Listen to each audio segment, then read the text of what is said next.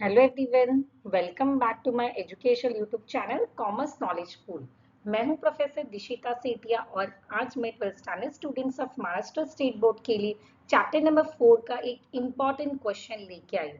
Students, हमने chapter number 4 of OCM already शुरू किया था, जहाँ पे हमने इंट्रोडक्शन, इम्पॉर्टेंट क्वेश्चन का जो वेटेज है वो भी देखा था।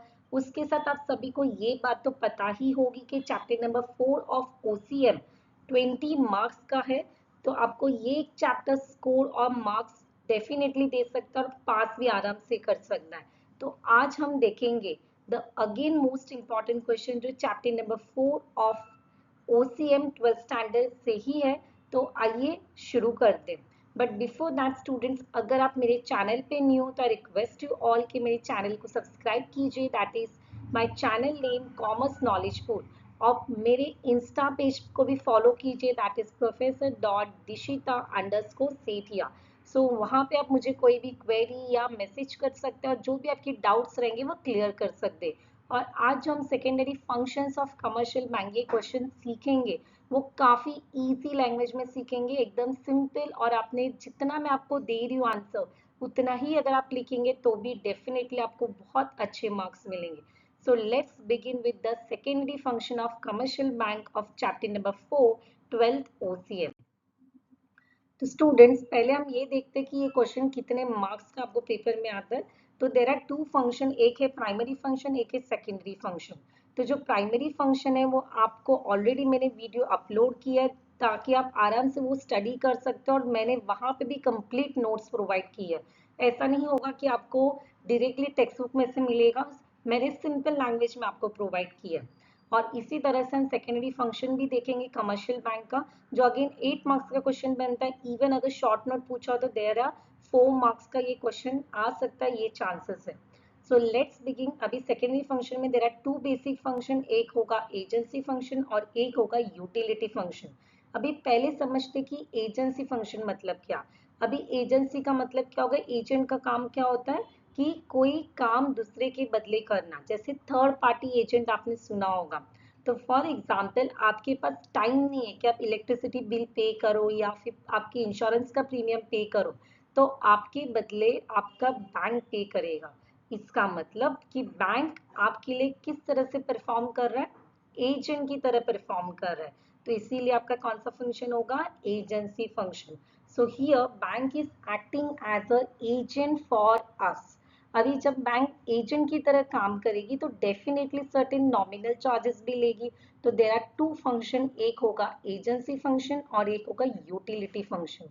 यूटिलिटी फंक्शन मतलब एक एडिशनल फैसिलिटी जो बैंक प्रोवाइड करता है, जैसे कि लॉकर फैसिलिटी। सो आइए शुरू करते एजेंसी फंक्शन का पहला point, periodic collections and payment. Very simple to understand. जो भी कलेक्शन से मतलब जो भी रिसिट से, एंड पेमेंट्स मतलब जो भी हम पेमेंट करते हैं। जैसे आपने बीके में सीखा है कि रिसिट प्लस पेमेंट, उसी तरह से बैंक हमारे बदले सैलरी कलेक्ट करेगा, डिविडेंड कलेक्ट करेगा, इंटरेस्ट प्रोवाइड करेगा या फिर कलेक्ट करेगा।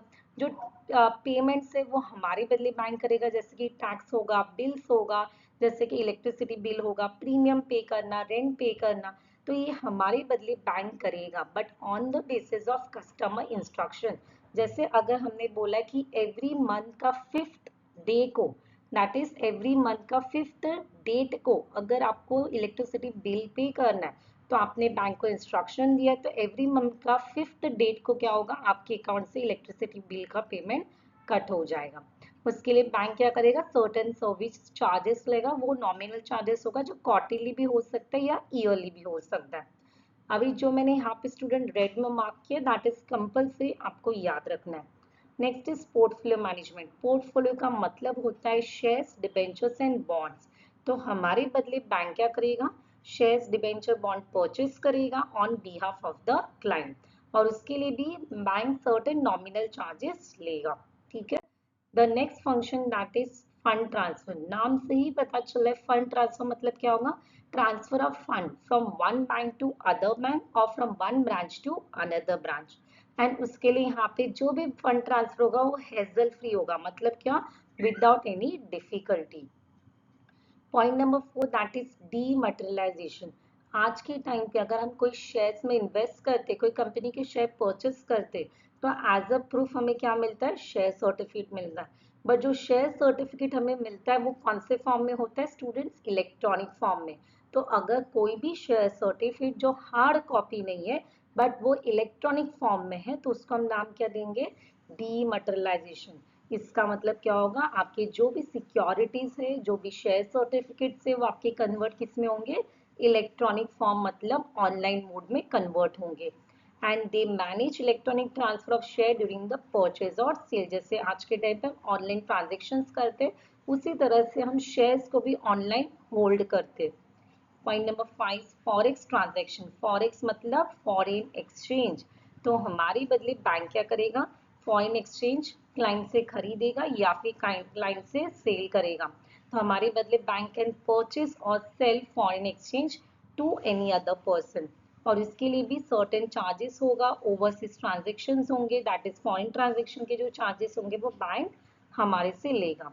तो इसी से हमें समझ में आता है कि ये जो भी 5 पॉइंट है वो हमारे लिए बैंक परफॉर्म कर रहा है। So it is called as a bank is acting as a agent for us. और सभी के लिए कॉमन लाइन आ जाएगा, that is nominal charges will be taken by the bank.